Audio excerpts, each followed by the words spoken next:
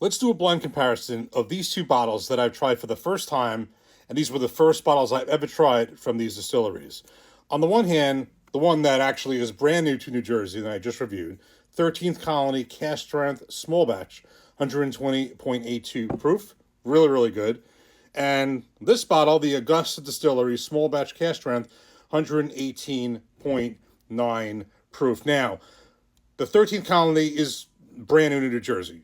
Just arrived. I got it in Bottle King. Probably may have been the first day it was out.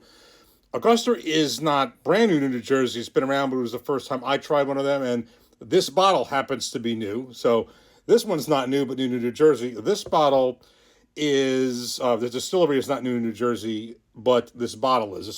This one is the small batch. Also, the wheated came out. I have not tried that, but I figured I wanted to blind these two.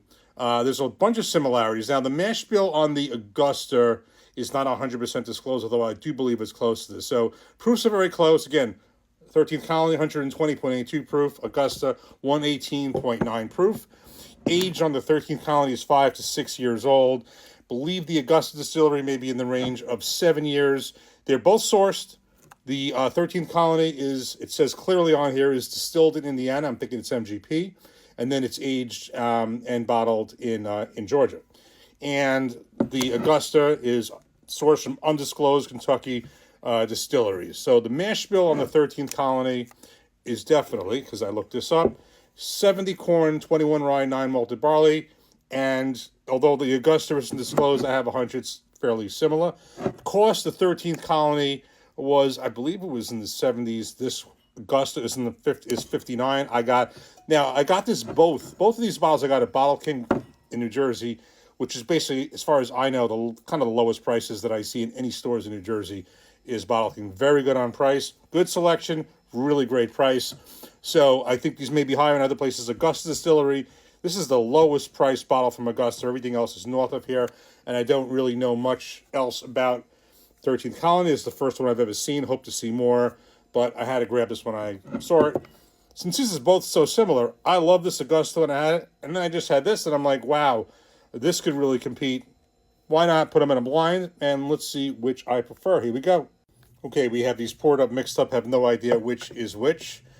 Going into this, if I had to say, I really like the Augusta Distillery, and I still do, but when I had this 13th Colony, it had some kind of a really deep, rich, what I think is a richer flavor. So I wouldn't be surprised if I picked that, but you never know in a blind. I took a little bit of each. Color, I don't know, just maybe different on this one, maybe slightly. I think it's fairly similar. Let's call it even. Nose. Okay. Maybe getting more nose on this one, but that hasn't always been the determining factor. For me, it's the taste. Cheers.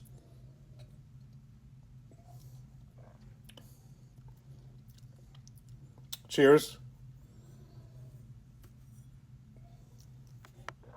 So I did a few back and forth. Got to be honest with you, this is another example where I thought I may have a preference going in. I thought I could be able to tell the difference. I thought going in the 13th Colony may have a deeper, richer flavor than the Augusta Distillery Small Batch, which are both really good.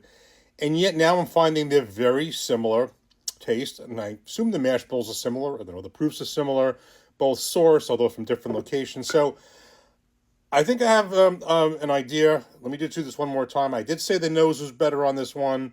I'm thinking the taste is too, but let me try this once more. Just about finishing this up. I got to be honest with you, I would almost call this even. If I had to ever so slightly lean in any direction, I would be to this. Now, finish glass. Going in, I would say that I thought that might have been the 13th Colony, a deeper, richer flavor, but I'm not sure. I do know that if I had to pick something, maybe this glass. Oh, wow, it's the Augusta. Okay. This is, I'm telling you that if you really think, there are times when you go into a blind, the bourbons are noticeably different going in, and they have a different profile, and you end up being right, and there's not much of a surprise. But then there's times where you think you have a preference for one. There's a certain determining factor that you think is going to be obvious, and it turns out it's not.